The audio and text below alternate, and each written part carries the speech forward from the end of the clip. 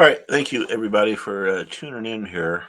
So, my guess is the market continues to keep moving ahead. Our sentiment numbers here, where I'm starting out, are still, people are still much more bearish than usual historically, and they're less bullish. And as long as people are bearish, there's money on the sidelines and it's going to go into the market as it keeps going higher. I hear a lot of people saying, oh, September is always this bad month. There's going to be this correction. Maybe there will. I don't know. I don't have the gift of prophecy.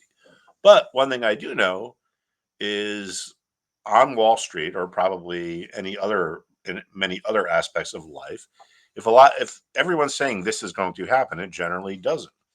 So I think you just got to stick with your strategy, and that's it. Don't worry about this stuff. If you have a strategy, you stick to it. So here's the S&P. So big deal. We had a little bit of a sell off.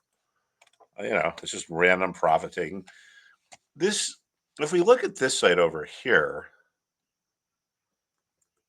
and I think this is an important thing to point out. So this is the performance of the market of the different sectors on Friday. Okay, what do we see? Oh, technology was down 1.5%. Oh, consumer discretionary was down 1%. There were things that were up. Healthcare was up 73 basis points. Consumer staples were up. Was up.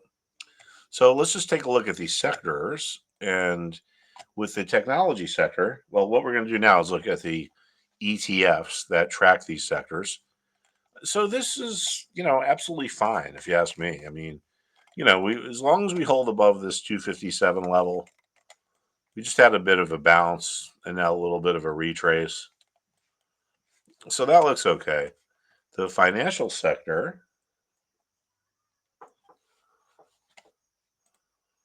this is a qualified breakout if you ask me. This looks like it's going higher.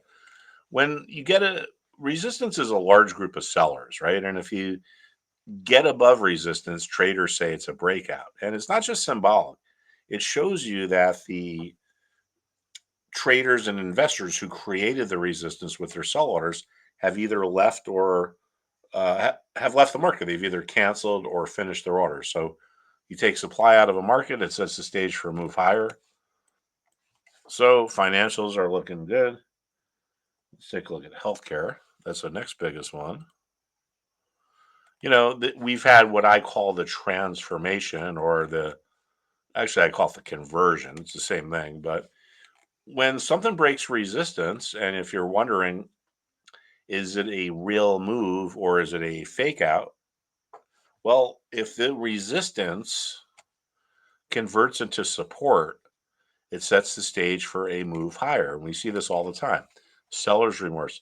So I am bullish on this sector. So we've just looked at tech, financials, healthcare. That's about 2/3 of the market.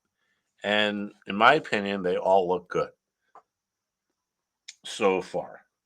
All right, communication services going sideways, but forming a little bit of a ascending triangle pattern, which is bullish. Complacent sellers are kind of holding their own, but buyers are getting more aggressive. The low formed at a higher level than the prior low. All right, consumer discretionary, which was weak on Friday, but still looks pretty good. The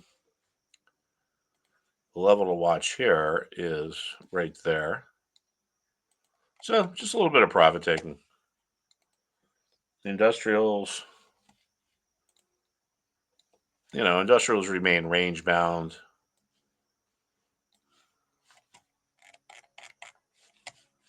All right, what else is there? Consumer staples. They've found support. And sometimes consumer staples go in different directions than the market, broader market.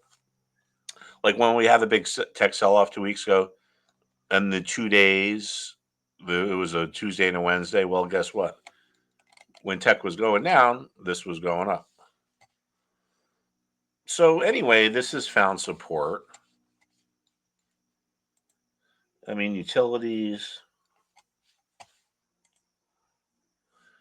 So, all right, so utilities look kind of weak, but this is only 2% of the broader market. So far, the only thing I've looked at that looks kind of bearish is utilities. And utilities, I mean, look at that. Energy breakout. We got some potential upside there. Uh, Basic materials on the verge of a breakout here. Real estate.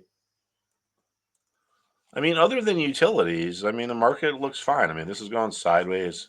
I don't know why people are so freaked out, but as long as people are bearish, this market is going to continue to move ahead, in my opinion. One more thing, let's just look at interest rates. Remember, like, I don't know, in April when people were like, oh, the tariffs are going to destroy the economy. And look at that, interest rates are trending lower. So this is also bullish for the market. So much for all that inflation scare. All right, that's it, everyone. Stay long. I don't see any reason to change. And that's pretty much it. When people start getting bullish, that's time to sell, and we are not there yet. So I think that things still look good. If you have any questions, let me know. I'm going to be giving out some specific trade recommendations either tonight or tomorrow morning. And that's it. See you soon.